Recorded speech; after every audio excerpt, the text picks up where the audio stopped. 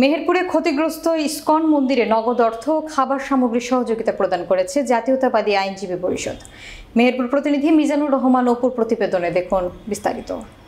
শনিবার সকাল 11টায় মেহেরপুর জাতীয়তাবাদী আইনজীবী পরিষদ জেলা ইসকনের সভাপতি সুমোহন মহারাজার হাতে নগদ 35,000 টাকা, 5 কেজি চাউল, 5 কেজি তেল, ডাল সহ বিভিন্ন খাদ্য সামগ্রী সহায়তা প্রদান করে।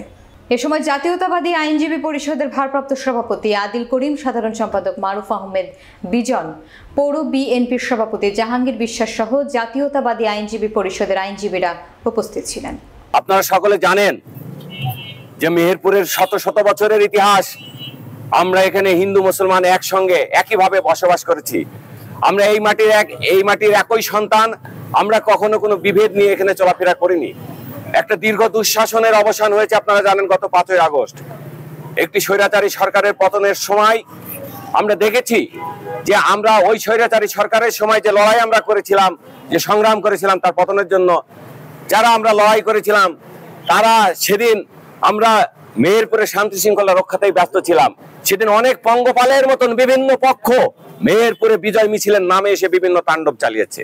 গত 5ই আগস্ট সারা দেশব্যাপী মানুষের অপ্রতিরোধ্য আন্দোলনের মুখে একটা স্বৈরাচার সরকারের পতন হয়েছে এবং এই পতনের দাবিদার যে মানুষ, তাদের সেই দাবিকে মিলান করার জন্য, তাদের সেই গৌরবকে মিলান করার জন্য, তাদের সেই সাফল্যকে মিলান করার জন্য পতিত স্বৈরাচার এবং তাদের স্থানীয় দোসররা শেষ চেষ্টা হিসাবে ধর্মীয় মানুষের মধ্যে যে ধর্মীয় সম্পর্ক আছে, একসাথে বসবাস করার যে সম্প্রীতির বন্ধন ছিল, সেটাকে বাধাগ্রস্ত করে এই সাফল্যকে মিলান করার জন্য পরিকল্পিতভাবে বিভিন্ন জায়গায় হামলা করেছে।